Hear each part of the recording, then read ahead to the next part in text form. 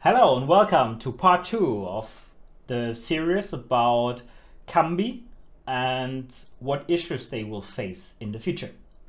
We talked in the first part about the decision of Barstool Sports and Penn to cut ties with Kambi and why that made complete sense. And now I'm talking about the problems Kambi will face over the next years if they don't do due diligence and try to improve on their approach towards the business.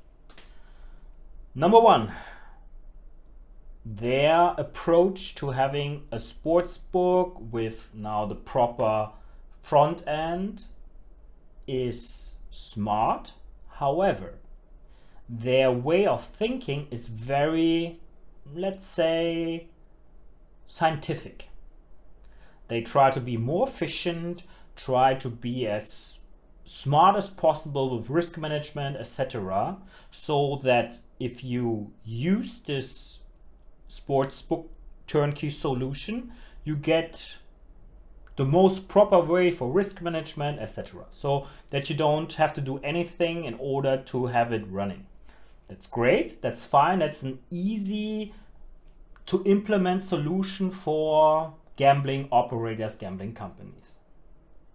But the bigger you get as a gambling company, like especially those companies who now go into those huge markets, go into the USA, North America, Canada, in the future also Latin America, once you have a certain size, you don't want to give up those parts of your sports book because they are an integral part in having a advantage against your competition.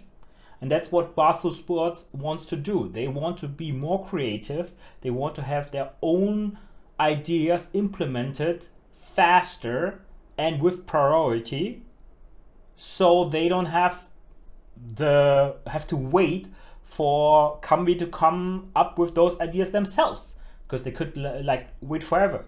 I used to work in a sports book, and when marketing comes to the sportsbook and has great promo ideas, you want to do them, you want to implement them in order to get a lot of new people, new signups.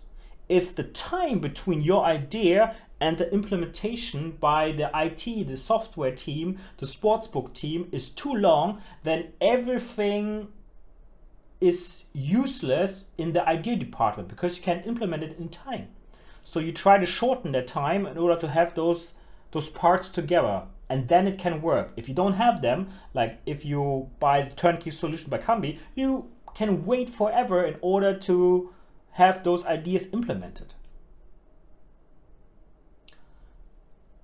Secondly, if that's the issue, and at a certain size those companies will not do that anymore, then Kambi will be restricted to like a smaller part of the market, because only those smaller or medium-sized gambling and operator companies would actually take the chance and take Kambi on as a turnkey solution. But those smaller and medium-sized companies are often also part of the unregulated part of the gambling industry.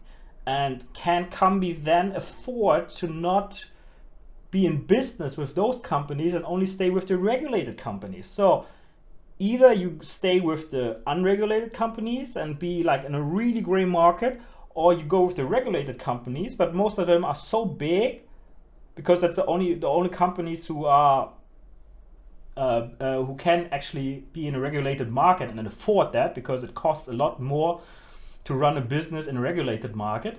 But then they say, no, we cannot afford to have Kambi working for us as our sports book, because we would give away that chance to make an impression on the customer.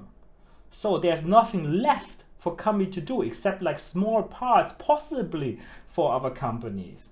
And when Mr. Nylen, Kristian Nylen, the CEO, says, yeah, Bet365 thinks about outsourcing their IT or backup or whatever, if that's like the biggest hope, then I must say this is not a great strategy to think about for your company, because they might say that, but they might look for like an internal solution or something like that. I don't think Kambi can rely on that happening. I would be more willing to bet on even more companies going away from outsourcing that part, because it's just too expensive to not have your own hands in the sportsbook software department. So when we see those two issues happening, what can Kambi do in order to not become obsolete? Because that's the issue I see in the future, that simply nobody with a huge betting volume can afford to take Kambi on as a provider.